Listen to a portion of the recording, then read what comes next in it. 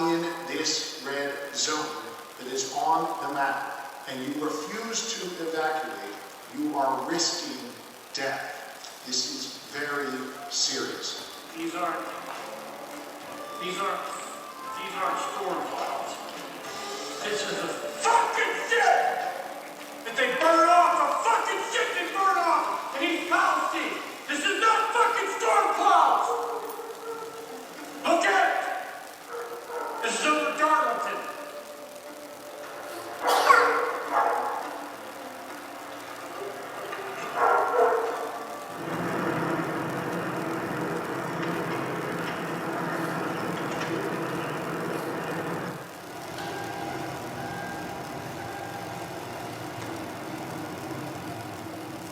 You didn't have to do this. You did it because of time and money. That's exactly why you did it. Everybody, it's Lisa Marie from Kindred Spirits Rescue Ranch. You may know us as one of Beaver County's larger rescue organizations.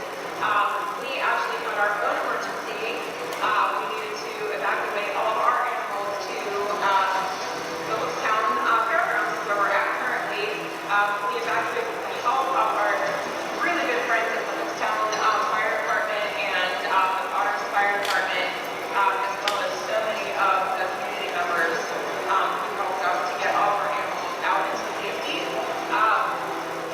Thank you so much for all of the generous support.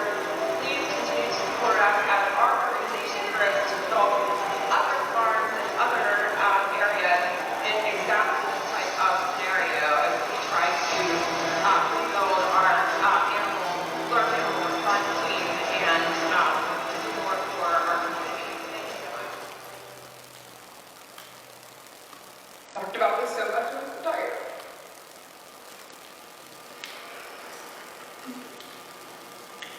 But so we moved the horses, and when we left them all at the trailer, my horses that normally come up and greet everybody like dogs, you could pretty much walk outside our back door and they wait to say hi. Wanted nothing to do with us because of how we had to put them on the trailer and leave the way we did. And I know that that sounds ridiculous, and children are more important, but like, these are my children.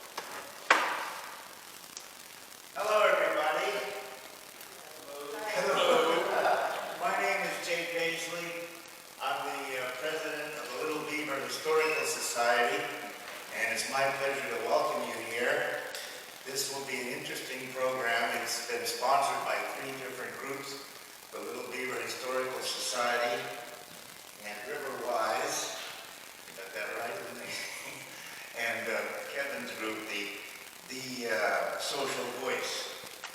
And we're going to have an interesting program here. What you're going to do is people will speak on what they witnessed and how they felt during the time of the derailment in East Palestine.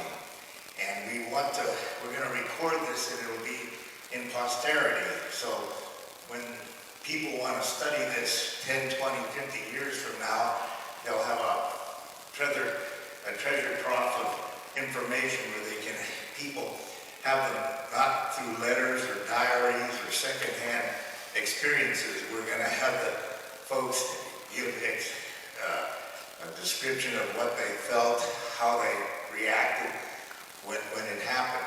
So this is going to be a very interesting program.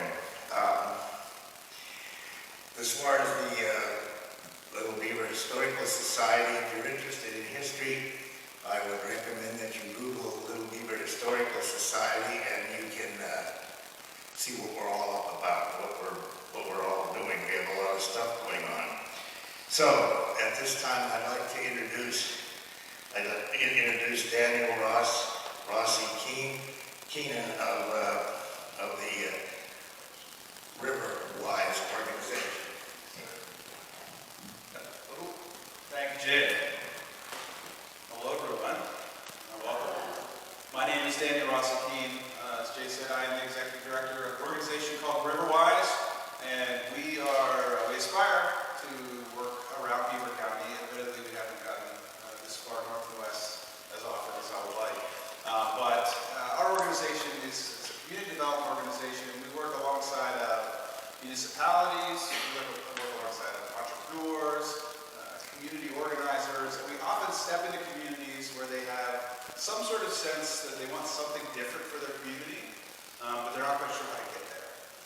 So I often say that we step into chaos and we try to help community residents wrangle that chaos into some sort of meaningful direction for a different kind of future. One of the things we do as part of that work is tell stories. If you think about it, history is really nothing but a collection of the stories that we tell ourselves and the stories that we tell one another about what we've experienced. And whatever's happened in East Palestine and whatever's happened in Northwest Beaver County, before too long it will become a series of stories, a series of memories. And Riverwise thought it would be helpful to help step alongside of the Historical Society and bring some of our storytelling capacity to bear, capturing, collecting, memorializing, and really honoring and dignifying those stories. What those of you who live near here have experienced is an unusual, I assume harrowing, but also a profound set of experiences. And stories can help us make sense of those experiences. They can help us figure out how to move forward, how to think about our past, how to potentially organize ourselves and react differently in the future. So all of those kinds of objectives are sort of baked into why an organization like Riverwise might be partnering on a project like this. I got to say, it's been an honor and a privilege to get to know the Little Beaver Historical Society more. If you don't know their work, man, it is shockingly impressive. And I would just commend all of you to digging more deeply into their work, their story, and the way that they've dignified and continue to dignify the stories of Beaver County through the work that they've done. So, yeah, it's just been its own kind of reward to be working alongside of folks like Jay and his team, and quite an honor. A couple quick things I'll say. Embedded throughout the evening, you're going to find QR codes. There's QR codes all over the place here. Some of them are going to show up on the screen behind me after some videos that we're going to share. There's some back on our table here where Kelly is, she'll wave.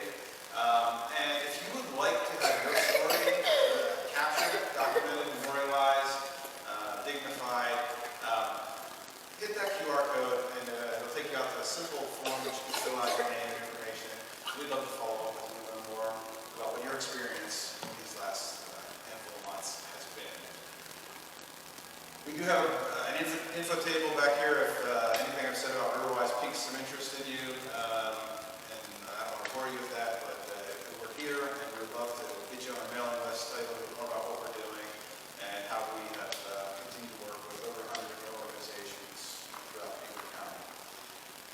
one last thing I'll say. When this whole thing went down, there were a lot of folks around Beaver County who were looking at Northwest Beaver County.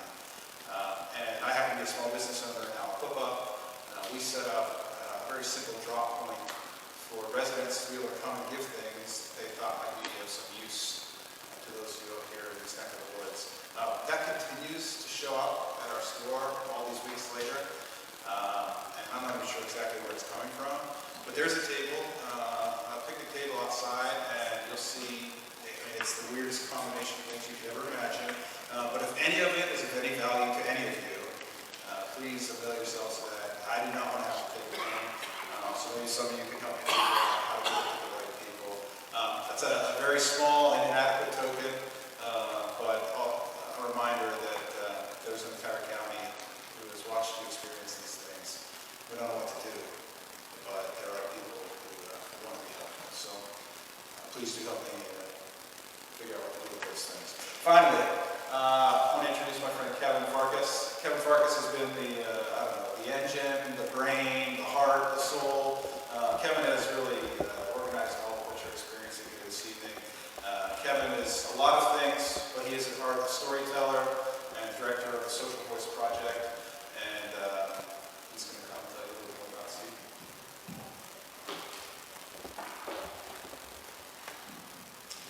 Thanks, Daniel. I'm reluctant to leave all that stuff over there in case something goes off the rails, which it always does. So, we are recording tonight, and this recording is really important. As Jay said, these stories, what we do tonight and what we gather out in people's ranches, in their homes, in the communities, will be preserved for historical purposes, historical record, super important. We would lose our minds if we found a treasure trove of recordings just after Paul Revere, right? We would lose our minds. That would be so significant, right? So somebody down the line some year will find this treasure trove and say, wow, this is what this really was about. So what we're doing here is really oral history. And so oral history is basically, we capture one's lived experiences in your own words, right? That's what's really important. You're not going to get, with all due respect to our media friends who are here tonight, they have a job to do, right? And they come and they do things, and they publish their stories, which are great. But oral histories are those rich, in-depth, detail-oriented kinds of accounts. So that's what we're doing here. That's what we're trying to do more of in the future, not only with the East Palestine train derailment, but with other incidents too. We had a person who showed up at a meeting last night, and he's a community member, and he has a wealth of knowledge about how railroads work. We said, we should record him just as a community member. That would be amazing. So, yes, we are recording here. We will be showing you some recorded interviews that Chris Paget over there, one of the most brilliant filmmakers that I know, has done a couple pieces. We're going to show a couple clips from Chris. I have a couple pieces that we're going to show tonight. And in between that, we're going to have a few guest speakers come up. And then I believe we have, Beverly, do we have anybody who signed up to speak? Yes, we do have a couple speakers that signed up. Okay. Jamie Wallace Okay. and one other one. Okay, so there will be plenty of room for anyone who wants to come up here and grab the microphone. This is really important. This is very unnatural, right? We got the lights, the cameras, all that. There's an X, right? Stay on the X because the cameras are all trained on this X. But yeah, so do the best you can. If you're a little bit apprehensive about speaking in public, we're all friends here. We're all friends, so it's casual. Okay? So I'm going to now pitch to our host for tonight, Mike Romine, longtime radio legend in Beaver County. You can hear him on the mornings, up the dawn of, the dawn every morning on the air. Right, Mike? Right. You are a legend. You're a legend. Thank you so much for agreeing to host this event. These conversations really go well when you have somebody who can converse. And you are a pro at it, Mike, so I appreciate you coming and helping us out with this event. I'm going to ask, before you do your thing, I'm going to ask if you could work the lights when we go to the video, okay? Not now. Yeah. When we go to the video, if you could do that. It seems, I didn't keep a space out back here so I could scurry back there, so my fault. Okay. Mike, any? Thank you, and thank you for coming. They couldn't get Aaron Brockovich. Okay, but yeah, I've been in the news media for more than 30 years, currently with WBBP and WNBA. I do the morning show there. And it's important that you come out. And the reason I mention being with the news media is because I know the attention span is short. And this happened back on February 3rd. And for a lot of people, they moved on. A lot of the media has moved on from this story. A lot of the people have moved on with their lives. And they're not paying as close attention as the people who were directly affected by it. And that's why this is important. I've worked with Kevin Farkas in the Social Voice Project many times over the years. And I'm here to tell you that you can trust him reporting your stories for prosperity and for future generations to know about this. I'm a lifelong resident of Beaver County, grew up in Beaver Falls, live in Coppell. I've been in this hall, been in this area. I've been to East Palestine on numerous occasions. The gas is cheaper. That's why I've gone to East Palestine over the years. I drive out Taggart Road, go to Leak Oil, go to Circle K. I haven't been there since this occurred, but I used to travel that way all the time. And when they said this was going on, and you're watching it on the news media, you think, wow, we were right there. And I know from experience at Circle K, when I stayed there and pumped gas, how fast those train cars roll through that area.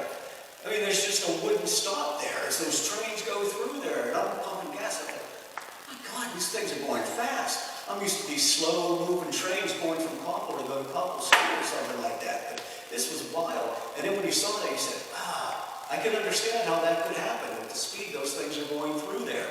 So this is going to be one of those things with the Social Voice Project that people are going to remember. You're going to remember where you were when this happened.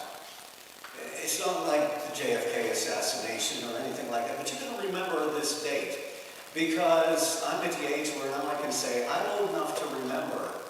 I'm old enough to remember when they said tornadoes can't come to this area. We'll never have tornadoes here. We got the trees and the hills that block us. We're not going to have a tornado. In 1985, we had a tornado. Killed some people, wiped out a lot of businesses and homes in the process. And I've covered blizzards and floods and that tornado in 1985. So this train derailment is something that you're going to remember and you're going to pass it on. And with the help of Kevin and the folks at Riverwise, they're going to pass your stories on to future generations. So when people say, no, that can't happen here. And when they see the trains rolling on the tracks, and ironically, as we're standing here prior to this, hear the train whistles going off in the distance. And it's not a far distance that those trains are rolling through. We don't know what's in those cars that they're moving along these tracks. I heard today, it didn't make much more than a blip on the radar screen, but I heard that they moved 3 of the cars from over in East Palestine to Conway Yards in Beaver County. Now they haven't tested, they say, and they said that they were clear of any chemicals, but they moved them through Beaver County to Conway Yards. So people aren't paying attention anymore. I also heard in Ohio, in Columbiana, where there was a truck that was carrying some of that soil. And it tipped over.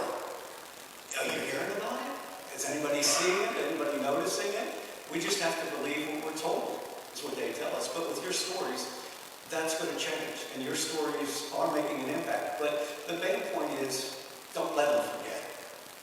Don't let Norfolk Southern, news media, or anybody, your elected officials, forget that this affected you, and you don't know long-term what effect it's going to have on you. So those stories have to be told.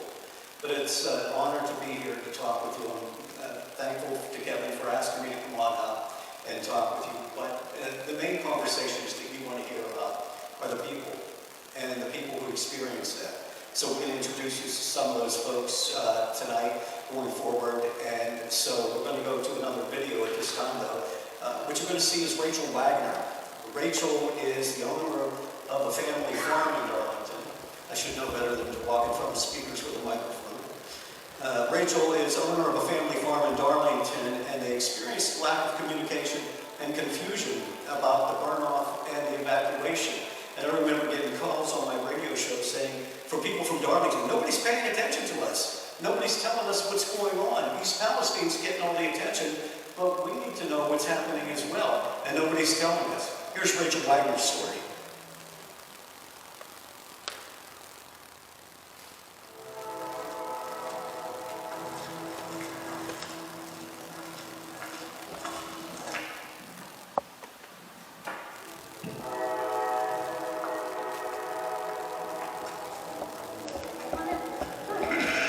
Hey, Lucy, come on. Let's go. Come on, let's go. You need me to pick you up?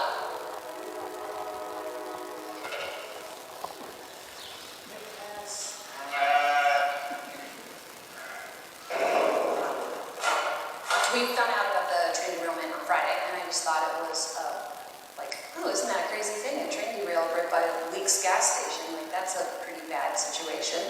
And then you just kind of go through the weekend and you think it's under control because you don't hear anything. And then we all got text message alerts that night saying that basically the situation over in East Palestine was like getting less stable and, evacuate the 1 mile area, which right here we're about a little over 3 miles as the crow flies from where the derailment was. Okay, well I guess if we needed to leave, they would tell us something. But then Monday morning I take my kids to daycare in Chippewa, and I was coming back here just to check to see if anyone had lambs. And then I saw that 51 was closed, and which I didn't know about.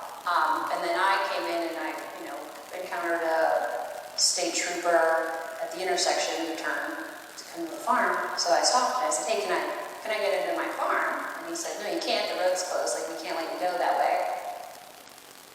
And I was like, "Well, you take care of the animals, because when things go awry, they can go awry pretty quickly with landing. So you want to just be there to assist." Anyway, I went in anyway. I went a little back way, down another road, and got in. But as I was coming in, I called my mother-in-law, who lives on the farm, and said, "Hey, do you know 51 is closed, and they weren't going to let me come back here?" And she had no clue. So I was not allowed to come in, but she was in the zone where I couldn't go, and she didn't know anything. I had some farmer friends from other parts of the county text me and say, "Hey, do you need us to take anything in? Do you need us to do anything?" Like, people were asking me, and I said, I don't know I don't know what I need to do, because there's no information, except I know that they closed the road, but they're not telling anyone to leave. And that was, from seeing other people's posts on Facebook and just talking to everyone, that was a big point of confusion for a lot of people in Darlington and around here, because we didn't know what to do. And I remember signing up for the alert system. And they're like, "Well, you gotta do this, because if not, you're not gonna know." Well, I fucking did, and you still didn't tell me anything. Until right when it's an hour before. Hunker down, everybody. They can do detailed ones where they can, and very specific to certain areas, right? Because they know where you're at. So they could have, I don't know how evacuations work, but they could have made it clear, things are going on. This is the evacuation zone. If you're in a 5 mile radius or a 4 mile radius, you might want to think about if you're comfortable, leave. We're hearing all kinds of things, and people will, if there's a vacuum, people will fill it with information, whether it's good or not. And that's the whole thing about emergencies, right? You have to prepare for any kind of crazy situation, and you have to just be able to, problem solve your way through it. But all along the way, you have to communicate with people. You don't want to give them too much to scare them, but if you don't tell them something, people will make it up, especially with social media. People up here already feel, people in rural areas feel a little, we already feel like people don't care about what the people out in the, outskirts think. We're at the very top part of the county. You feel like you're kind of on your own. Yeah, my animals look to me, I have to look to someone else. I was looking to Governor DeWine to give me information. Me, a taxpaying resident, small business owner in Pennsylvania. I know this is tough. I know this is tough, and no one foresaw this happening. But you gotta do better. You gotta do better. You can't shut the road down and then not tell all the people within the zone that just not tell them anything. They just have to assume they're cool. You gotta do better.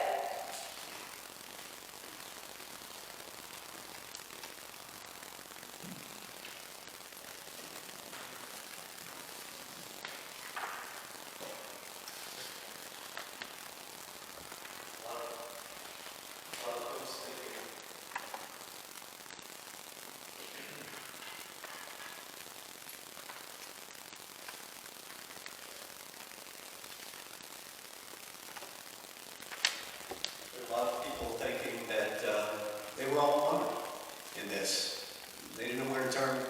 for the information. And that's what we're hearing, especially in the early hours of this. You could still drive along 51 in the early hours of this before they close the roads down. An East Palestine resident and Little Beaver Historical Society board member, Bob Kibler, is with us tonight. And Bob is here to tell the story. Come on up, Bob. You want to come? You're going to have to come up here because the X, this is where Jay Leno stands. Jimmy King.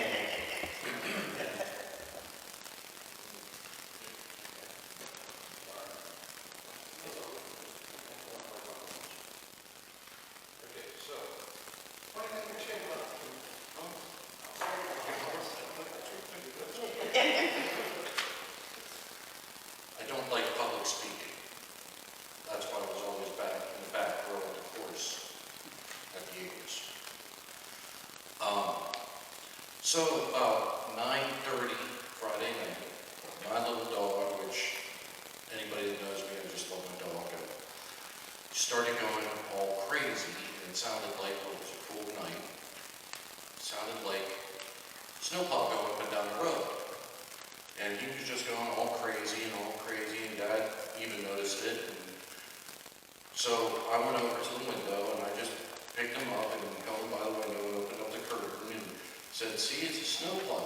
Only when I was looking down at it, there was no snowplow, and there was barely any snow coming down. And I kept looking because we live up on a hill, and on the road there was nothing. No accumulation whatsoever. So, a couple minutes later, I go out there, and I'm a clock watcher, always a clock watcher, and about 5 after 10, quarter after 10 there, I go outside to have a cigarette. And I look outside, and as soon as I stepped out there, it looked like a pyramid of fire, just going up. And after about 5 minutes of watching this and having my cigarette kind of burn out of my hand, I ran inside and said, "Dad, you gotta look out the window." He looked out the window, and he was like, "Oh my God." And at that point, we hadn't heard any sirens whatsoever. So I called 911. As soon as I dialed 911, sirens started going off around town. And I'm calling in, and she's like, you can hear in the background phone calls going off left and right. And she's like, 911 emergency, and I'm like, there's a huge fire around the railroad there, around Taggart Street. And she's like, yes, we know, you're the 17th caller, click. And the only reason I think that she hung up so quickly was because, well, she's had 16 other callers, and I heard the phones ringing off the hook. Now, whether or not I was actually the 17th caller, I have no clue. She might have just thrown a number out there. But after that, I went outside and I'm texting and calling people saying, hey, do you know what's going on down there at Taggart Street? And, and I had no clue. It was a train derailment. And finally, a friend of mine said, give me a second. And he sent me pictures of the train derailment in his backyard. And I don't know if anybody here knows Bill Hugar. He sent me a couple of pics of one actually in his backyard, where he walked up to the railroad or something. And I was like, holy crap. And now about 10:35, I was out there and I was texting, and the only reason I remember the time because I was texting my brother saying, what is going on? And that's when the smell first hit me. And I'll just tell you what, that smell hit me, and all I thought was paint thinner. And that's when I put my phone away, and I went inside and got on the computer there. And I don't know how in the heck they sit there and say that it took 3 days for them to figure out that it was vinyl chloride and all those other chemicals, because I was on the computer and I found out that night vinyl chloride, and I told my dad those two little words, and science background he has and how smart the man is. Now, mind you, he's in stage 2 dementia, but as soon as I said that, he said, "We're out of here." And he didn't even bother putting on clothes. He just went in his PJs, and I loaded him up and the animals up in the car, and we went to the other side of town to my brother's. And Sunday, when everybody's going down to Norfolk for the reimbursement checks, the $1,000 inconvenience fee, one of my buddy's parents came up to me, Dave Loudon, and he said, "Bob, I know you kind of know a little bit about what's going on. You always know what's going on in this town in some way or shape or form. They say I can't go back to my house right now." And he's on Alice Street, and he's in the 1 mile marker, just like our house. And I was like, "Well, go down and talk to the police department, and they're going to tell you the same thing I'm about to tell you. It's vinyl chloride. If you go in your house for any prolonged period of time past 15 minutes, you're going to have trouble breathing down the road." And he looked at me. At that point in time, there was a camera crew there. And I don't think anybody else in the place had heard vinyl chloride. Because all of a sudden, this camera crew started looking at me, and then as soon as I said that, somebody from behind those things started talking, and somebody came up front and started talking and said, "Just take the forms with you, go ahead, get out of here, go." And I don't think I was ever recorded by saying that on that night, or that Sunday daytime. And I still today don't know how the railroads can sit there and say they didn't know who was on it right away when people knew that night. At least I knew. And then, all of a sudden, we get shooed out the door of the East Palestine Park Community Center. We get rushed out of there. Those forms in hand. That's when I knew something was up. So, I go back to my brother's place. My brother's unit was one of the first ones on the scene. And he was just telling me about putting in 36 hours straight, coming in, dying right on, falling dead asleep right on his couch, and then waking up and going back out there and doing it again. And he's a full-time teacher, on top of being a firefighter. And he just went out there and kept doing it and plugging it away. And he said to me, "Just take care of your dad. That's it. Take care of our dad." As soon as that happened, the one day, Monday, he said, "Look, if somebody comes and tells you to evacuate, you evacuate." So that Monday, when the control burn happened, I was going out of town. I was going to meet some of my friends that were already evacuated from the 1 mile. I knew nothing about the controlled burn. All my brother said was, "If somebody tells you to leave, you leave."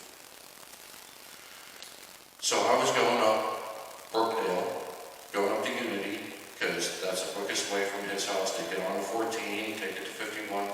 I knew nothing about the roadblocks. I got up there, I talked to a state trooper. He told me, "Hey, if you're leaving town, and you got to get a hotel room." And I'm like, "Well, I got my dad, a dog, and a cat to take." And he's like, "Go get it." No longer did I get back to my brother's house. Somebody from the National Guard showed up in a Jeep and said, "You got to go." And I'm like, "I'm already packing them up." Took them, got them. We were in a state of panic. I got down there and met up with my friend who was already in a hotel there at Chippewa, that Microtel. You guys know Keith Davis. And basically, for the next 3 hours, I was trying to find a place to stay. And ended up down there at the Ramada on 18. And finally ended up there and just, driving back and forth between Chippewa, helping them out, helping my friends that were at the Microtel, helping my friends that were at the Mata Inn. And then one day, you're just out there and it's just all the signs were there, and it's just the darkness that came from us. When we go back home in my house, Chris has been to it. You could smell it the day you came up there. And there's a wind stream that goes straight from the site, straight up to my front porch. And every time I step outside and smoke a cigarette, the only time that I've had a breath of fresh air since then was yesterday. And I'll tell you what, it's the scariest thing. Our little part of America, East Palestine, Ohio, got blown up, and how do you recover from this? That's the scary thing. How do you recover from this? And I've heard a lot of people say, what do you want? What do you want from Norfolk? And the one word that comes to my mind is accountability. We want them to be held accountable for allowing this kind of event to happen. That's it.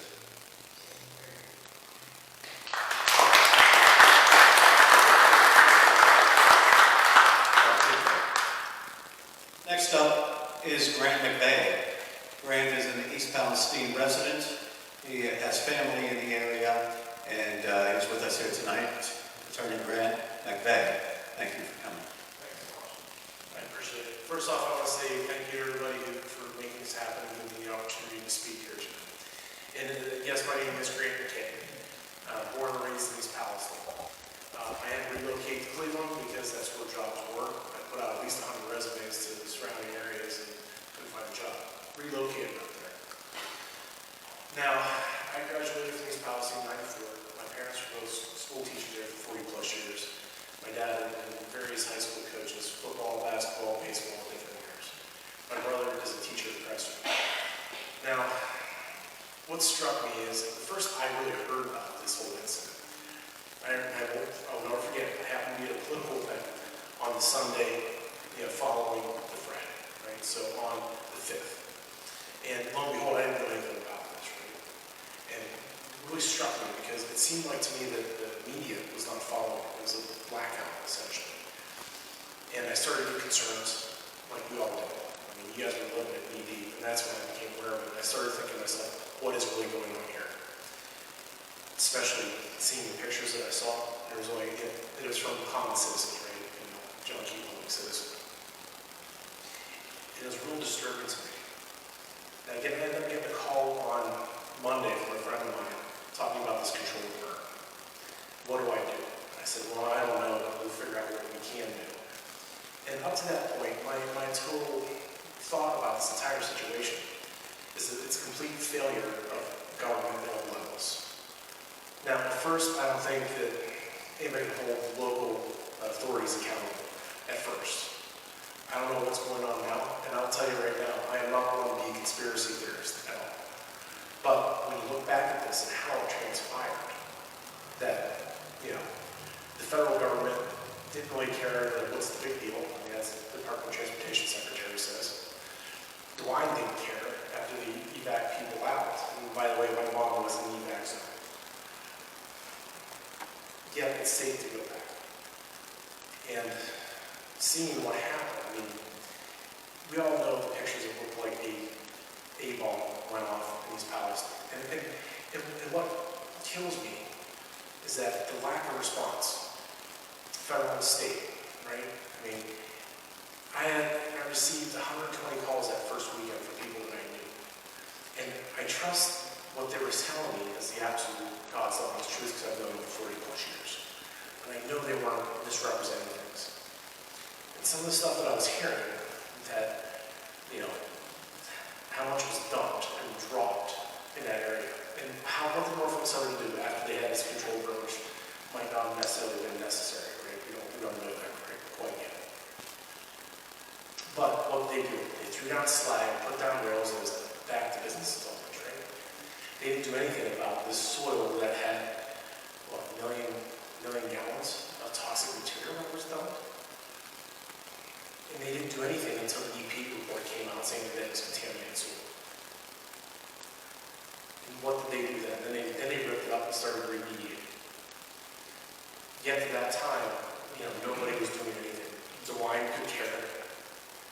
Nothing came from the federal government at all. And as you would guess, and as everybody in this room is feeling and has felt, a gut punch from the government, the people that are supposed to be looking out for us, right? They were denying what was going on.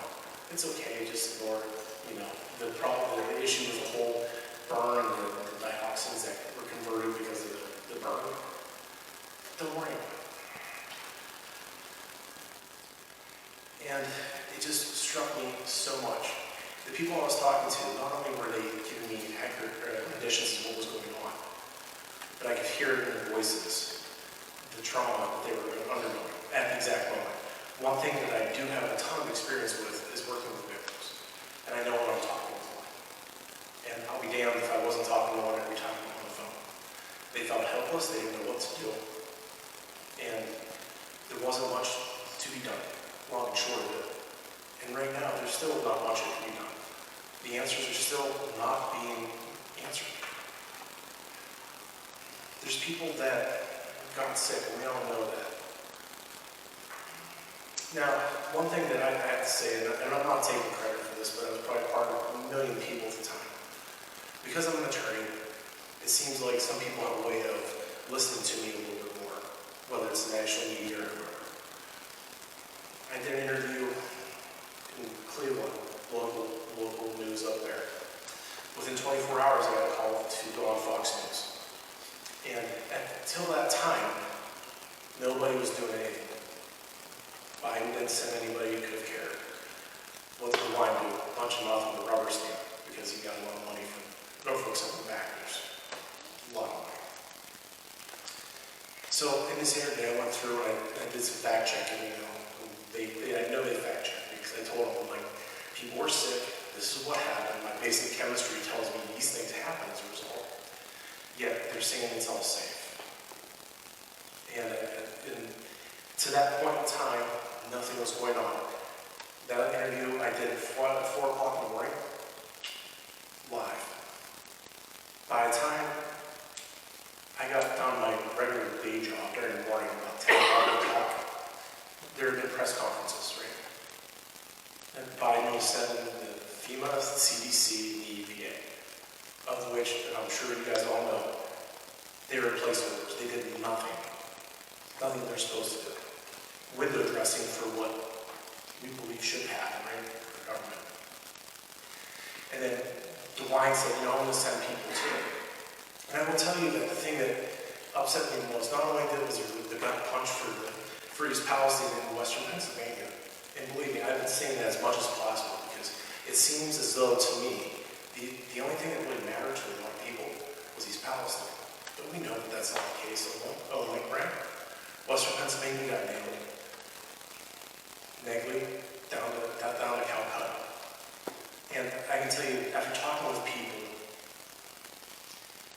there are people that it's all over the place. Well, this is really strange, right?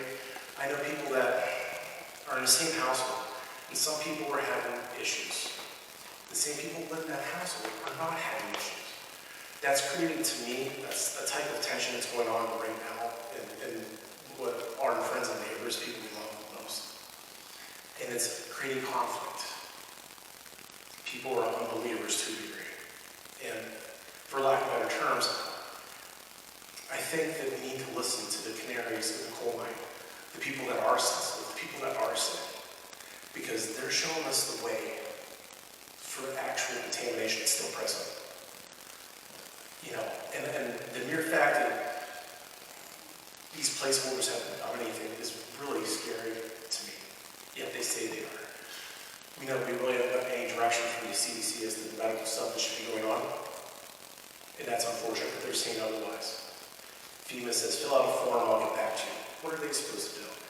people out of disaster zones to protect them, right? They don't do that. They haven't done any of that. I've got people that have had bloody noses since the incident, extreme bloody noses.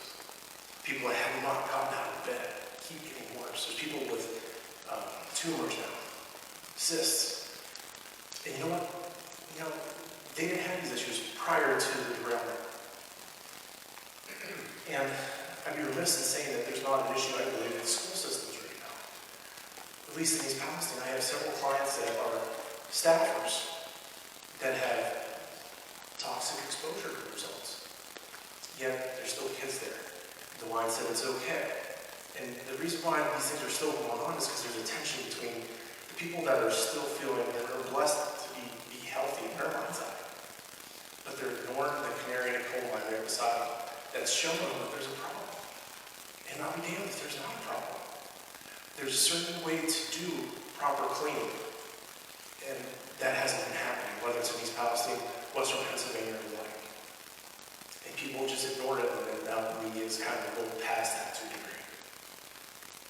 And I hope that we get retribution and justice. That's what this is about. I'm trying to protect people. And I'll be damned if I can't do everything in my power, now and forever, to protect those that I love the most. And that's this area. And I'm sorry that we're here talking about this. It breaks my heart. I've cried many times about this stuff. But don't give up. Keep fighting. And don't ignore the small stuff. It does matter. Thanks.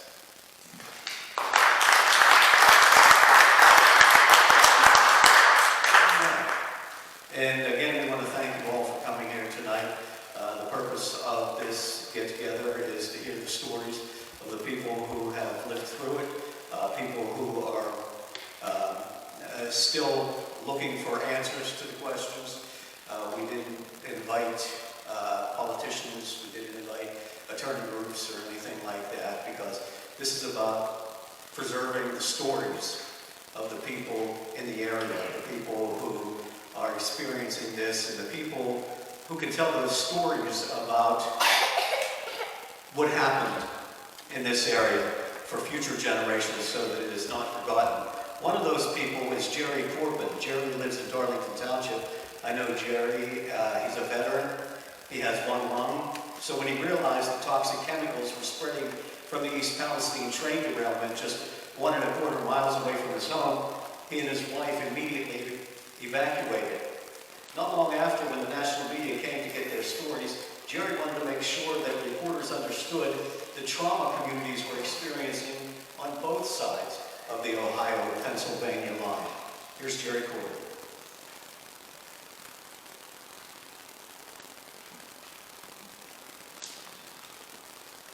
Pennsylvania. We came home around 9 o'clock or a little after, and we realized that we didn't have any bread or milk for the morning. So we decided to take the back road into town. I think that's Pleasant Drive. And it's a rough, windy road, but it goes into the back way to East Palestine. And as we got into the outskirts of town, and we drove up to where Main Street juts off to the left, and then the next street is Alice Street. And by the time we got to Alice Street, we could see like a wall of flames. And I mean, the sky was filled with smoke and red, orange sky. It looked like it was becoming dawn again from the brightness of it. And it was mesmerizing. We couldn't take our eyes off it. We just stopped in the middle of the street. There was no one else around. And we didn't know whether to go any further or not. We didn't know what we were seeing. So I looked out of the corner of my eye. I could see a city truck down there blocking the street, about a block down. And it looked to me like they saw me up there, and they pulled out and started coming toward me. And maybe I shouldn't be there. Maybe they're going to run me off, and I didn't want to cause them any more trouble than they already had, because it was clearly, the fire was enormous. The light and the smoke, the taste of metallics in your mouth instantly, and coughing, and a headache instantly from this. And I only had one lung, and I have asthma. So I knew I'd had cancer in '95. They took out one of my lungs. So I knew that I had to beat it out of town. So I turned around right there, and we headed back down Pleasant Drive toward home. And when we got home, we packed a bag real quick of just essentials. And we headed toward Beaver Falls, looking for a hotel, because I knew I couldn't stay there. I could have been sick for months. That was quite a sensational story. And that's what sells. Newspapers, that's what sells. News. So yes, that's what they were after. But they had a heart in what they were doing. The Wall Street Journal. Dustin was a photographer. He was a great guy out of Cincinnati. And the other fellow, I can't remember his name right now.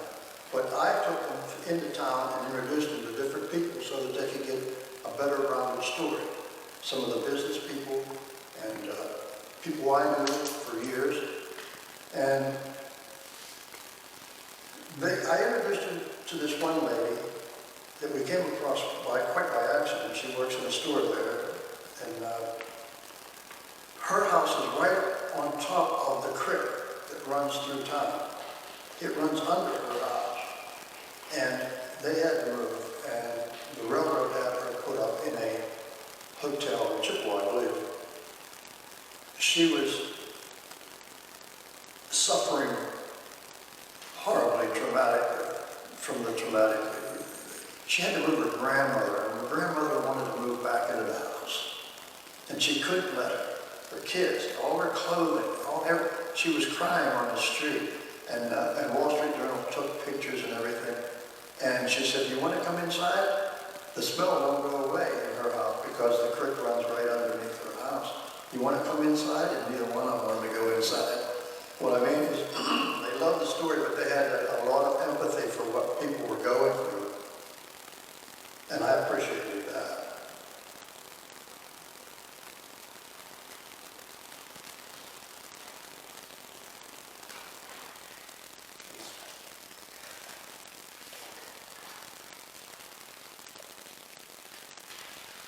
Jerry Corbin.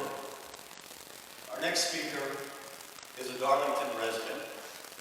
She is also a community helper. She's been distributing water. Her name is Sally Mahon. Is Sally here? No, Sally's not. Okay. Rick is not here either. Is there anybody, you want the audience to participate? If anybody else has a story that, if you signed up for anything, yeah, come on up.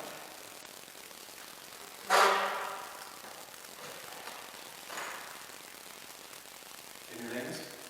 My name is Jamie Wallace. Jamie Wallace. And you're from? East Palestine. East Palestine. My name is Jamie Wallace, but on the night of February 3rd, I was still Jamie Koza. I was sitting in my apartment in East Palestine. It's about 1.1 miles from the train derailment. I was watching, my husband's friend had come down from Cleveland.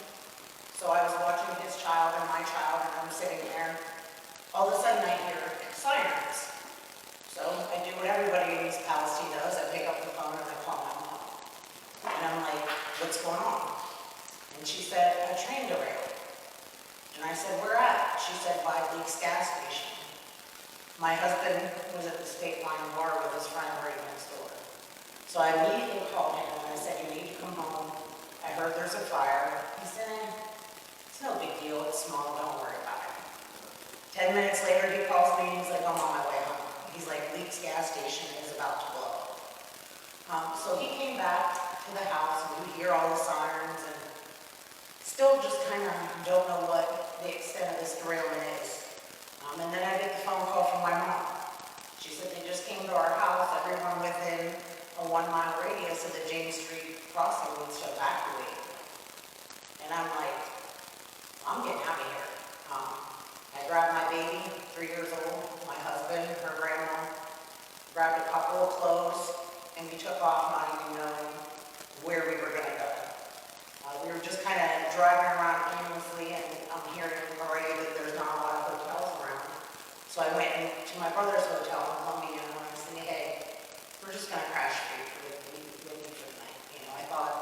In the morning, they would tell us we could go home. The next day, my husband and I woke up early and drove into town just to kind of see what was going on, and you could just see smoke everywhere. And I'm like, we need to get out of here. So we left and we found our own hotel down in West Virginia. And we still, we're in a state of panic. We don't know what's going on. My family's all spread out now, staying everywhere from Boardman to Columbia to West Virginia. So that Sunday, I had to go home to go to the assistance center that was in East Palestine Park and, get a reimbursement to pay for the hotel. And then I was going to run to my house to grab medication. When I was at the assistance center, everyone was saying this smell is so much worse between East Palestine and Nate, which is right down over the hill. And I thought, oh, that's strange. I pulled in my driveway, so off a runs very long, my driveway. As soon as I pulled in my driveway, the smell hit me. Immediately, my niece and I started coughing, and I said, the water's contaminated. That creek is contaminated. Before anyone ever told me that, I knew. I didn't need a scientist to tell me. I know what I smelled. I know what I saw. I know the way I felt. I quickly ran in my house. I grabbed clothes out of the dryer, the medication, and my work bag with my laptop. We go back to the hotel room. The whole entire room smells like chemicals. You can taste the metallic taste in your mouth, eyes burning, nose burning. Take the clothes down, wash them all. Next morning, I pulled my laptop out of my bag, and I smelled it on my laptop. I knew that wasn't right. So a couple days later, after the big controlled burn, they lifted the evacuation and said everybody can go home now. They came and tested my air. Walked through your house very quickly. You're good, it's safe. And I said no. I want water testing and I want soil testing. My front door is about 5 paces to the embankment of Sulphur Run. That creek goes from 6 inches to about 4.5 feet with good rain. I said, you can't tell me living this close to the creek. So I threw a fit. And I threw a fit because I listened to my gut. As a mother, I was not taking my daughter back in my house because I knew that what they were telling me was wrong. I know it's already been said, but I'm not a conspiracy theorist. I'm not one of those people that would ever think that the EPA would lie. But I knew in my gut they were. So I threw a big enough fit. The guy from the railroad came down to my house, and he said, you are kind of in a unique position. I'm going to send my toxicologist down. We'll go ahead and keep paying for your hotel until we get it all cleared. The toxicologist came to my house. He looked around outside, said it was fine. Goes in the house and looks at my basement. There's about maybe a 12-inch wide strip of moisture going down the wall. And immediately, he changed his tone. He said, if that water puddles, it could cause vapors, and he's talking all this stuff that's kind of over my head. Next day, the railroad called me, and they said, do you run or run? I said, I just rent. They said, okay, we'll move out. We'll pay all your moving expenses, give you a couple months rent. You're renting your house is in a unique position. But I didn't go quietly, because if they were wrong about my house, they were wrong about other people's houses. Not only do I have 47 immediate family members that live within that 1 mile zone, those are all my friends. Those are my family, people that I've grown up with since I was this high. It was my community, I wasn't leaving. But had I gone back in that house with my daughter, I probably wouldn't be standing here talking to you guys today. So again, it was just that gut feeling and just knowing things weren't right. Not even a week later, that night, my daughter started to nose running. I started getting some stuff in my chest. A week later, we both ended up going to the hospital, and they tell us we have upper respiratory infections. I've had mine for 2 months now. 46 years old, I've had upper respiratory infections. This is not an upper respiratory infection. It gets worse every time I go into town to do an interview, to a meeting. I come home, my nose is just running. My tongue tingles and burns. My lips are on fire. They're actively poisoning our community. Not everybody can get out. There's still people there that want to get out. That feeling that I got when I saw that big mushroom cloud over my hometown,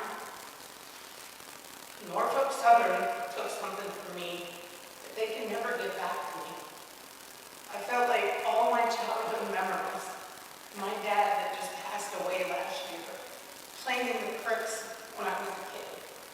Like, they took things from me that money can't buy. They took my peace. You know, home's supposed to be the one place that you feel safe, you feel comfortable. I'll never feel safe or comfortable in my home again. The fact that I live in the United States of America, God rest his soul, my grandfather, World War II vet, Marines, always, you know, everybody proud American. So ashamed to live in this country that we're being left to just die. Like we're nothing, like our lives are expendable. I just kept thinking that someone was going to come in and save us. And now, 2 months later, I realize we have to save ourselves. The only people that have been there for us are other community members in the communities that surround us. And when I say us, it's not just people of East Palestine. The people of PA talk about it worse with that controlled burden. When I was speaking on this to the White House, when I was speaking to senators, when I was speaking to people from the House of Reps, I made sure that I mentioned Pennsylvania and Niggly. Because people think that we're being taken care of in East Palestine, we're not. But you guys are getting elected a lot more than we are. What the future holds, I don't know. The way it's changed my life. Again, I'm 46 years old. It should be going into my golden years. Sitting on my porch, sipping my coffee, watching the grandkids play. And it was when I was laying in bed sick at the hotel from being in town, growing up, and I just thought, I just want to be home in my own bed. And it was kind of like reality smacked me in the face, kind of when somebody passes and it's not until 2 months later when you go to call that person. And I realized this is going to be the rest of my life. Until I'm in that dirt, I'm going to be fighting this, and I'm going to be fighting it for my daughter. These short-term symptoms are bad. I'm not even fighting for myself at this point. In 20 years, if I get cancer, I'm going to have one foot in the grave anyways. My daughter that's 3, she won't. So this fight's for our kids, if not even for ourselves. I think that's all I have to say. Thank you, guys.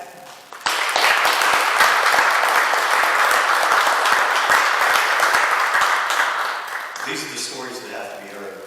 These are the stories that have to be preserved for the future.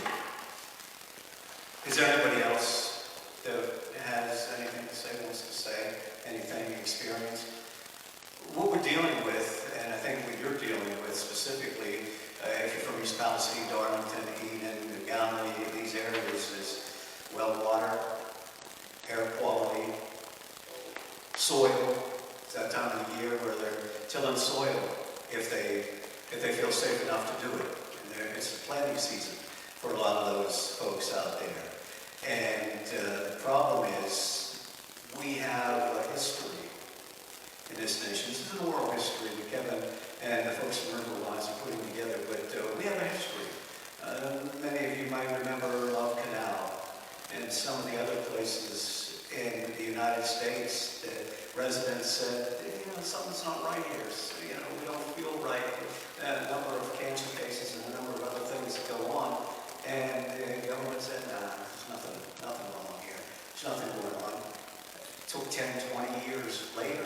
That's why this is just not an immediate impact issue. You're sharing the stories, you're selling those stories today, or giving us those stories today. But what does happen to your children and your grandchildren? How do we know what's in the water? They do the testing. One of the ironic things was that a lot of folks had their water tested and their houses going through, only to find out later that more folks up there paid these people to come in. And so are you going to get a good appraisal for that? It remains to be seen.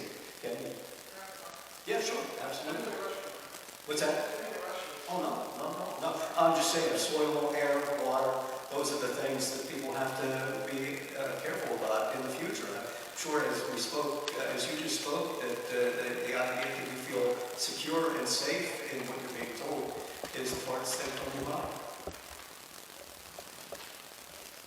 One of the things that I've been asking people in the interview, and this comes at the end, is so what?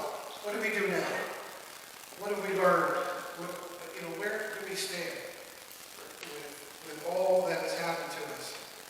And some people have said, yeah, we're on our own. We have to fight it. We have to do whatever we can. get through this. For myself, I live in West Mayfield, and when this happened, I think I've been following this since the earliest sirens went off.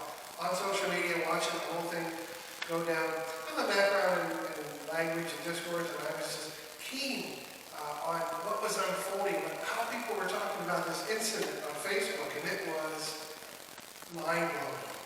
People didn't know what was going on. Rumors were flying, rumors based on rumors, based on rumors. It was just incredible. That's a side story.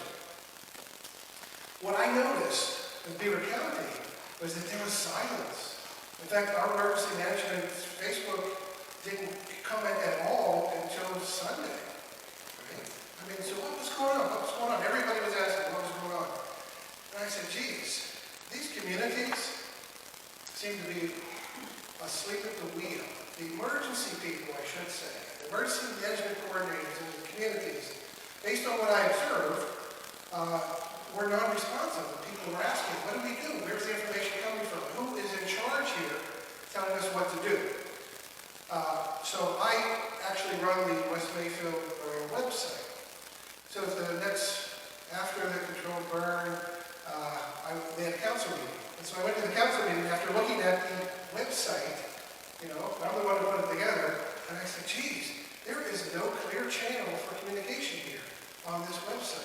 So I took it upon myself to streamline that page, to put the person in charge right up top with phone numbers and email addresses, and a message section right up top. This is what you should, if there's something that happens, this is what you should see, right on the top of that page. So I went to the council meeting and I said, hey, you know what? This is what I did. I saw this stuff go on social media. I took it upon myself to streamline this page, and there it is. So what are you guys going to do about it? Right? Are you going to, as a community, as the government of the borough, are you going to think about this? Are you going to come up with some sort of plan in case this happens to us? That train would have come right through West Mayfield at the bottom of 37th Street, if you know that area. We could have faced that, right? So, my personal take on this is that, I saw all this stuff happening, and I decided to do something about it in whichever little way I could, right? As the website administrator, I fixed the page, I think I fixed it, I addressed council, and they all nodded their heads, yes, we should do this. And they said, would you put up on there that everyone should sign up for they call it Alert 911 now, the system. Well, I signed up for that a long time ago. I never got any alert. And when this happened, I looked at the news, and that plume from the original train derailment came all the way down, right through Chippewa, right down as far as I saw, almost to Beaver. And I was just off the edge of it, So, so this impacted me, right? So I have a stake in all this too. So what are our communities doing? Or something like that, and something that might happen in the future. So the council said, well, why don't you put up on the Facebook page, everyone should sign up for the alert system. So I did. I don't know if anyone did, but I did put that in there. So that was a little proactive step. So I come back to the next council meeting next month, and I ask, where are we with our emergency plan? Has anybody thought about this? Any meetings taking place? Is anybody thinking now, wow, what if this happens in our community, right? With our own train tracks, right? I got nothing. I hate to say that, but it's, I got nothing from this group who you would think would be in charge of something like this. And I think that my observation is that this is the story in many, many, many communities all around, that for whatever reason, we're still not rising to the occasion. We're still not stepping up, I think, and addressing some of these issues that we see unfolding right now before us. That's my little 2 cents from my point of view. Do we have anybody else? Okay, come on up, sir.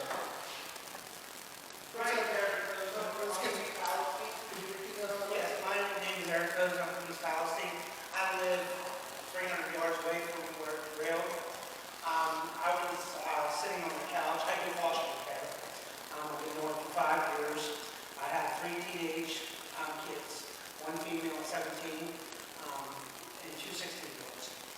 I was sitting there and I went outside on the front porch and smoked a cigarette.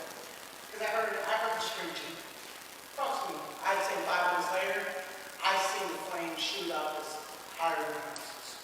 So I instantly ran in and I told everybody, I said, get ready. I said, because this train we're going to have to get out of here.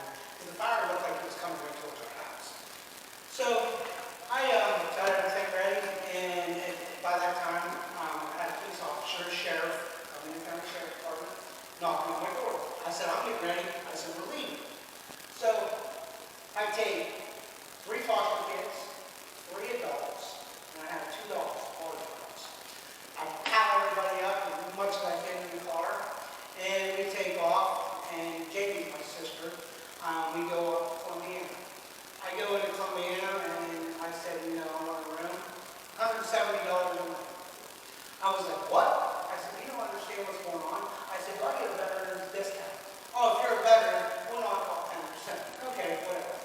So I do that, and so we didn't have any money at the time, so I couldn't afford to stay there no longer. So I had a friend that worked down in Lisbon. She was the manager of all of the days I down there, and she said, I'll give you my price, $29 a night. I said, wonderful. I said, I appreciate this. So I get her down there and I paid for the whole week. So then, of course, they told us we could come back. Well, the thing is we didn't even have a plan to come back. They said some nonsense of how to get back to my home. I was like, I don't know how to get back to my home. So I go back to my home after, get all the kids back there. I had 4 days left, I think, of the week that I spent. And while I was down here, I skipped the lunch part, because this is the biggest part that I want to speak about.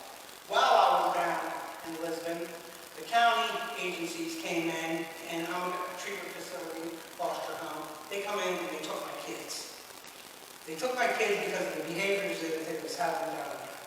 It wasn't, they keep asking me why, under HIPAA law, I can't honestly say, but the NS drills me. Why do the counties come in and take your kids? I said, because you're trained in there. And that's all I'm going to give you. So I come back, after they take my children. They took 2 of my children, 1 of them. Actually, I had 1 for 3 years. I was in the final stage of adoption. Final stage of adoption. He was graduating high school. He was going to walk across the stage. I was so proud of him. They take him up to Cleveland. He never got enrolled in school. He failed. He didn't get to walk across the stage. This kid had a rough life. I was pissed. I was pissed. I took it out on the city politicians. I said, when the fire chief out there said that, all I do is fight fire, honestly, I got mad. I said, you're disqualified. You're disqualified because you went to a fire, and everybody knows that the Navy and Sea fire extinguisher for a reason. You don't spray chemicals on water on a chemical fire. To me, that's what spread into our wells, and into our creeks. That's my personal opinion. So, I got angry, and then I started feeling sorry for everybody, because when I posted stuff, I was getting bashed. And I'm still getting bashed, because you can ask, Grant, you can ask my sister, I'm out there belly crawling, taking pictures. Sitting up at the park, I just did this yesterday. I'm sitting at the park and watching loads of trucks from the dirt from the park. So I follow them. And they go up Brookdale Avenue, and my grandfather's buried at the cemetery. They pull in there and they start dumping this dirt. I posted it all over Facebook. I got bashed for this. Well, how do you know it's contaminated? I don't care if it's contaminated. You're digging up dirt out of the park for a reason, or you wouldn't be digging it up. Now you're poisoning the other half of town. So I've been fighting the fight, and my point about being up here is that, the one signed my foster care license. He signed it. So they're coming in and taking my kids out of my home, and then the one sitting there being two-faced and taking my kids out of the home and the same thing, saying it's safe. Our homes are not safe. I've been on antibiotics and prednisone. I've gained 25 pounds in the last 2 weeks from the prednisone. you know, I've been very good to him, I've been great to everybody. I've walked from East Palestine all the way to Negley through the creeks. There's nothing alive. Nothing. There ain't a fish, frog, lizard. I had a bird that was flapping. I posted it on Facebook. I got bashed for that. Game warden came and took it. But I put a little fountain. I've been in Mason, you know, I did walk my whole life. I worked in the factory. And when they came in your home and tested for .1, okay, VOCs, I knew that was wrong. Because I know people that was telling me this is in the trillions, billions. So we had a meeting with the mayor, and he was a supervisor of the EPA, federal EPA. So I called him out on camera, and I have video after video. I said, you know, I said, at point one, I said, if these VOCs are poison to us in the millions, how is .1 VOC, you know, it's wrong. You know what he said? You're absolutely correct. He admitted this on camera. You can ask my sister. He admitted it on camera that when they came in our home with these handheld devices, they don't test low enough to see if we're being poisoned or not. Because our house throws off VOCs, the flooring, the paint, a plastic cup throws off VOCs. So to test any lower than .1, that thing would have went off anyway. But he admitted their handheld things don't go that way. So, here's another part of the story. I'm getting sick. I see people testing for vinyl chloride and benzene. So I go down to my health care provider, and I got this on video also, because I have my phone in my pocket, on record. I go in there and I ask them about getting a prescription. They told me that they cannot test me because of the CDC guidelines. I said, what? I said, so you're telling me my own healthcare provider will not test me? So it goes on, and finally a doctor that I had when I was a little kid, he comes in, he said, I'll write you a prescription. So I get the prescription, and the whole time I'm recording, and I'm drinking the whole time. The CDC, and I'm acting stupid because the only way that you can get them to answer questions is when they think you're stupid. You know, seriously, if you act dumb, they'll let little bits and pieces out, and you keep asking that question, and they'll give you a little bit more, and so I got this all on video, and I released it, and I got bashed for it. But like I keep telling everybody, I value everybody's opinion. I don't care if you believe that we're being poisoned or not. I value your opinion, but I will fight for your children and for yourself because I know for a fact I'm being poisoned.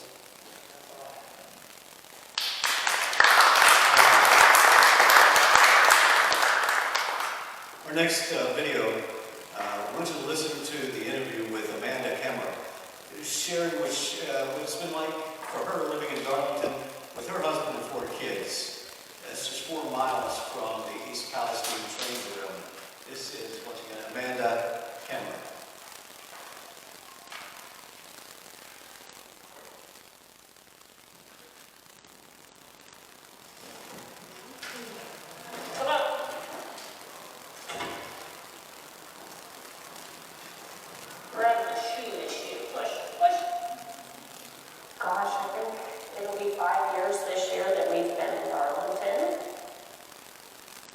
My youngest will be 5 this year, so we moved out here when I was pregnant with him. So we've got about 6 acres of land out here. So we have 2 dogs, and we got some chickens, ducks, and we just got a boat last year for our kids to kind of play around with. His name's Charger. They love our little goat. This is our goat. He likes to use his horns to play. He's excited when he gets out. It felt like paradise, and then, you know, we heard that the train derailed, and then on the 6th, I got an alert that they were going to be doing a controlled release. Oh, yeah, the smoke? Absolutely. Came, you can see it just coming over the sky. Big black clouds coming over. It was over our bay window, so you could just see it coming up and across the sky, and so all this was all black. So on the 6th, the 7th, 8th, and 9th, I was dealing with breathing issues from it. I was having to use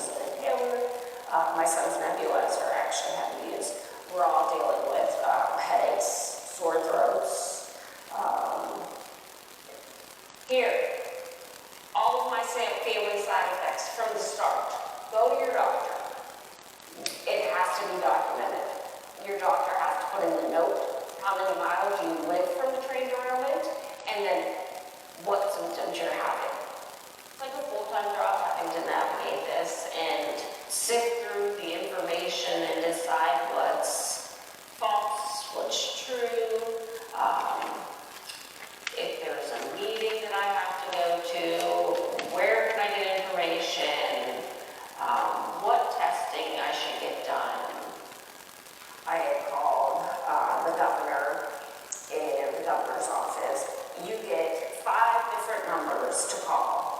And you call this number, then you call this number, this number, this number, goes all the way down to the local police department who tells me, listen, I live in this community. I don't know what's going on. I have no information to give you. This was a major disaster right across the line. We have seen nobody yet over here. Where's anybody in Pennsylvania? I was heard more in East Palestine than I was in Pennsylvania.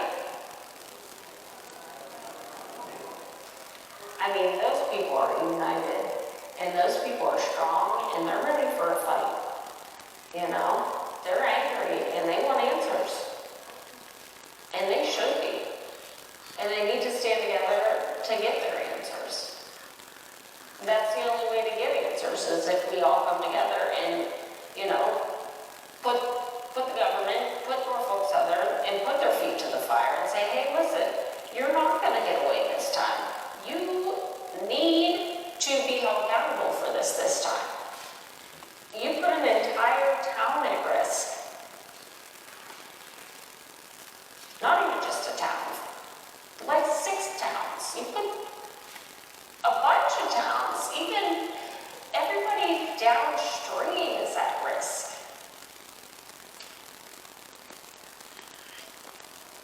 Hundreds of people, if not thousands.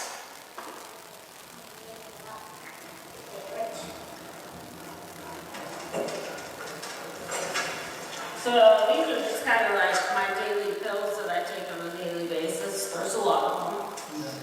Some of them are necessary and some are vitamins, but most of them are necessary. My mom does them for me, so she comes at the end of the week and fills them for me. These are my meds that I take for the cancer. My spice shelf has become my medicine holder because that takes so nothing. And then these are my supplements, my vitamins that I take. My mess here, sorry.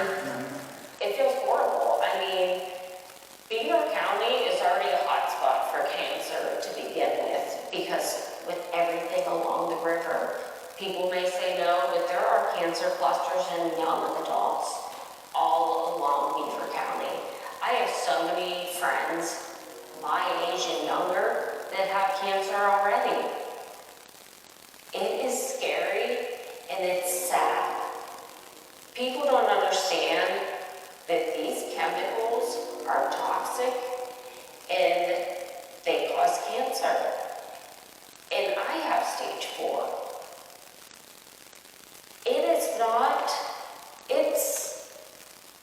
It's not something that a family should ever have to go through. And people should be scared. We are scared. And it's sad. And I don't want anybody to have to deal with what I'm dealing with. Ever. Nobody should ever have to deal with what I'm dealing with.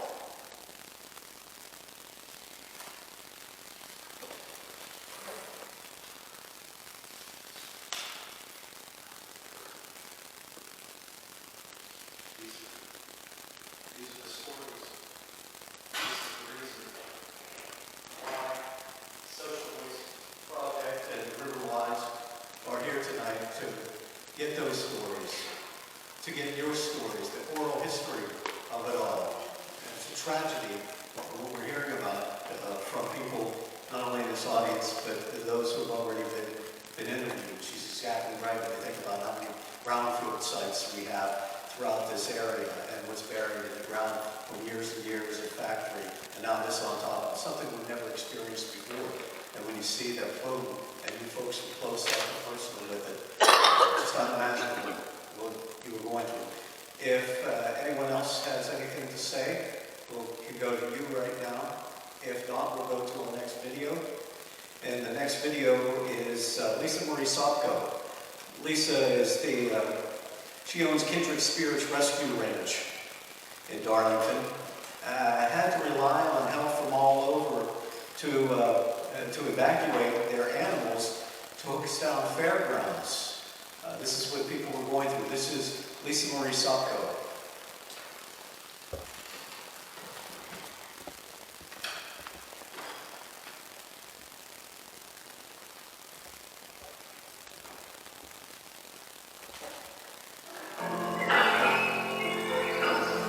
I'm Lisa Marie Sopko. This is Kindred Spirits Rescue Ranch. I'm the founder and the chairperson, and we are a 501c3 nonprofit organization. So when we saw that plume come up, it was not a normal color of smoke. It was like a really kind of dark green, purple-ish, thing, and it was this just massive, thing that kind of came up and then, came over.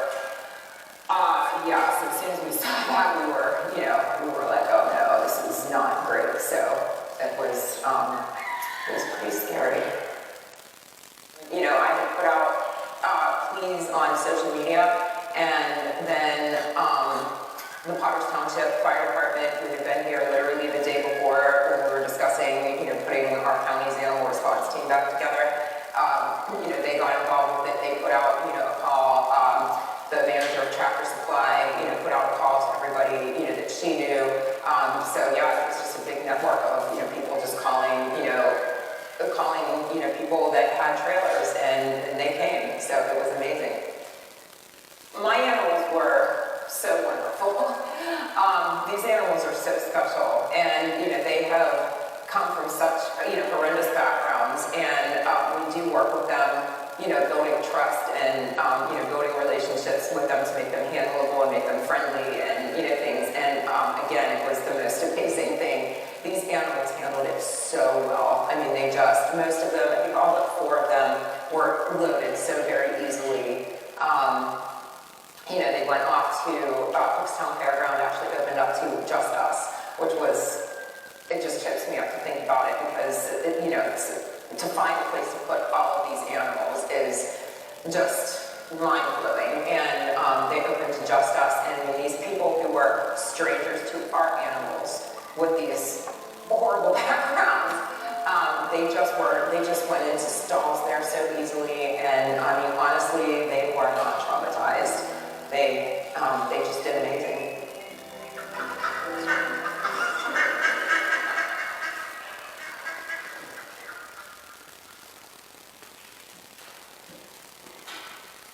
Stories are devastating, there's no question about it. The things that people have gone through, people they will continue to go through as we continue to look for guidance and direction. I think a couple of takeaways from it is one word that stands out from the audience and also the video portions of it is accountability. Accountability is what people are looking for. They want somebody to step forward and be held accountable for this disaster that occurred. We call it a derailment, and that minimizes it, I think. But it was a disaster, a catastrophic disaster. And I'm sure that you following the news about this have seen other derailments around the country since this one happened. I don't think any of them have been as bad as the one in East Palestine as far as the chemicals involved, but there have been a lot of derailments that have occurred throughout the last couple of months around the country. So is it an infrastructure that needs to be rebuilt? Is it Norfolk Southern who's just running these trains haphazardly and don't feel the need to upgrade and update and putting people at risk who live in these communities? You notice the trains, once again, going through these areas all the time, and we have no clue as to what's being carried on those trains that are going through our communities. So accountability and vigilant. You must stay vigilant. It was said earlier on in the program that it is you have to keep on them about this. You have to have your voices out there and be heard because people will forget about it. People will move on. And if they're not personally affected by it, it's just another story, another day. So accountability, you have to hold their feet to the fire and be vigilant and getting your stories out. Contact, news media or anybody else that you can talk to, you can do podcasts or whatever. But you have to make sure that people don't forget this and that you're getting the testing done. Because there's a lot of money floating around out there. People are getting paid. Emergency responders are getting paid. They're getting money in their communities. There's other money that's being paid in different directions. What about the homeowners? What about the property owners? What about the people? It's just, your story seems to be at the bottom of the priority list where, okay, we're going to take care of this. It looks good. We can get the money for the hazmat suits to the fire departments. But that's all well and good. But what about your home? What about the properties that people want to move out? And where is that coming from? You want to come back up, Kevin? Oh, sure. Sure. This Kevin Farkas. Once again, folks from Riverwise and Kevin with Social Media, Social Voice Project. These guys are going to make this known to people, and they're going to keep the stories preserved after we're all long gone. People will know about this because of these guys. I want to say something that I didn't say earlier when I spoke, and that is that we really have to thank the Little Beaver Historical Society for recognizing that these stories matter, of course, but the timeliness, right, in which we jumped into this project is very important. If you came in here earlier, you saw a slideshow of lots of the plumes and the great clouds and so forth. All those photographs were taken from submissions from the public, and they were taken from social media and lots of other sources as quickly as you could, because good luck finding those now, right? A lot of those photographs that document this experience are gone, right? So when this all happened, Little Beaver and we got together and we said, hey, let's put a call out. Send us pictures. Send us your photographs so we can document as soon as we can. Well, we probably have well over 80, 90 photographs. Not the stuff that's in the media. That stuff is out there, right? You see that on the news and you see that a lot of other places. The stuff that we've gathered is going to go into the archive before it's too late. These stories will go into the archive before it's too late, right? So I just wanted to thank Little Beaver Historical Society for stepping up and saying, let's do this. Let's do this. Let's figure out how to do this. I think this is a new project. I also want to thank the Duke Alley Community Event Center, the folks who run this. They heard that we were looking for a place to have an event like this, which is a very unusual event. Right? This is not the town halls you would see. This is a community storytelling event. They're kind of rare, I think. So when they heard that we were looking for a place, they said, oh, you're a Little Beaver Historical Society? This is what you want to do? Absolutely. Have our hall for free. So I really want that on record. They were so generous to loan us this hall for this evening, and they were like, do whatever you need to do. Move the tables, do whatever, just put them back. So after you go, we'll be putting these tables back. But I just wanted to say that. I wanted to thank the Historical Society and Riverwise for coming too. Riverwise is a stranger to this neck of the woods, I would say, right? So this is a nice introduction to you guys. We get to meet you. You get to meet us up here in this neck of the woods. So thank you for coming and being part of this. And I would be remiss if I didn't thank Chris Paget for taking some of those videos that you saw there and his sensitivity, with the people who shared their experiences. So Chris, let's give Chris a round of applause. So thank you, Chris. And there is a sign-up sheet on that table. You've seen it when you came in. If you would like, go ahead. If you would like to have your story recorded with us in a more long-form way, not public like this, then we will accommodate you. Let us say you're on our radar. So Daniel, you're holding up the QR code. Yeah, they can come back, scan the QR code. I lied, it wasn't on the video, but it is back here. So. Okay. Yeah, check out the table, talk to Kelly over there, and Daniel, scan your QR code if you're savvy with your smartphone. Mr. Lozier, did you want to speak? If you don't mind. Sure. That's why we're here.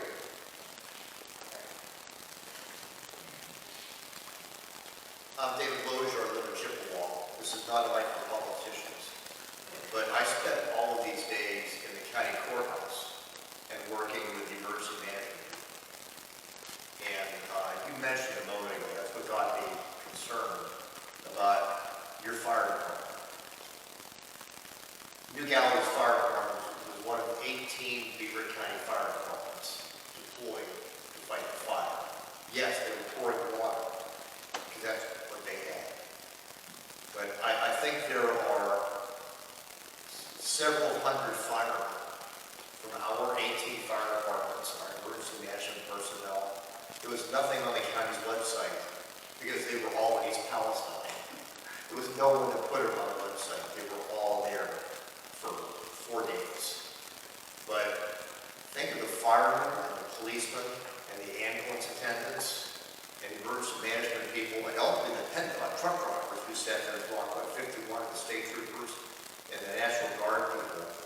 You're up to several thousand people who were out there for 4 or 5 days working 24-hour shifts, maybe getting 10 to go sleep.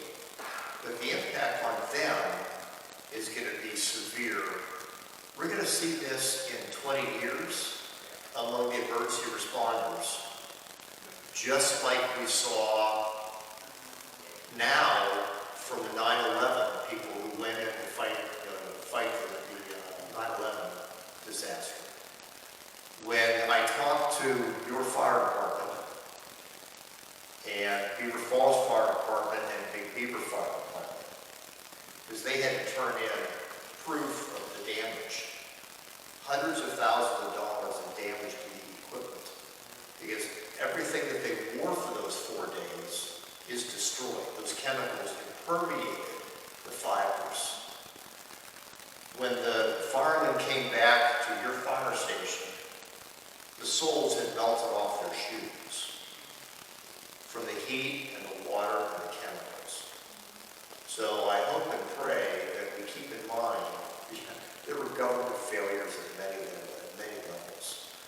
But our local municipalities, our local fire and police, they were there. And they fought that battle. Their stories need to be recorded because the impact on them is going to be horrible. You had a police officer here tonight from Darlington Township who helped open this building. He's already been told that his blood is going to be tested on a regular basis for as long as he's a police officer because of the impact on those first responders. So let's keep in mind, it's residents in East Palestine, it's people who live here in Darlington. I'm at 8 miles. So I'm concerned, but there's nothing like what you guys went through. Those first responders, their story needs to be recorded. Again, 18 of our fire departments from here, they go over 30 fire departments in Ohio responding to this. 100 firemen, thousands of first responders. And they all need to be tested, and their story needs to be told as well. Thank you.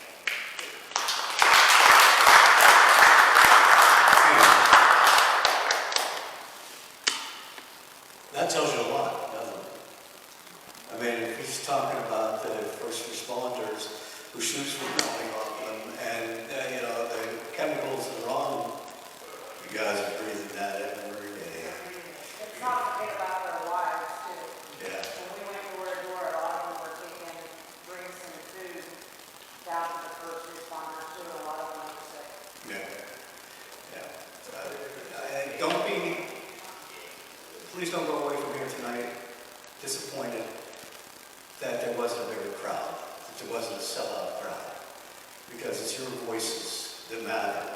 It's you who cared enough to come here and share your stories, the stories on here, the stories, the oral history that these guys are recording for it. You have to keep it going. It is. It's something that you have to keep it going.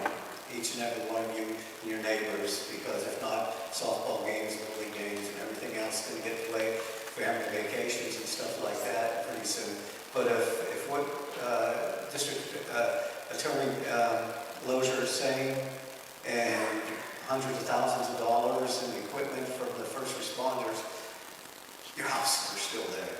Your kids are still there. And you're still, I don't know if you're drinking the water, because I know you got a lot of bottled water donated, but your wells and everything else, if that was a contamination right after the explosion of the tankers, then what's still in your soil and things like that. You have to keep people aware that this happened to you and they need help. Because if he says people are going to have their blood tested years from now, what's going to happen? Are they forgetting about you?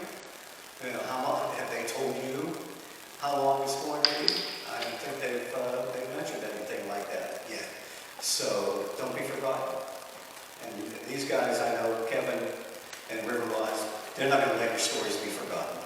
So thank you for coming out tonight and sharing it with us and for all in the future. Kevin, is that it? Got anything else? Riverwise, anything? Just folks want to take stuff with them, take a look at the picnic table outside. There's all kinds of supplies. Thank you. Please, good health and God bless.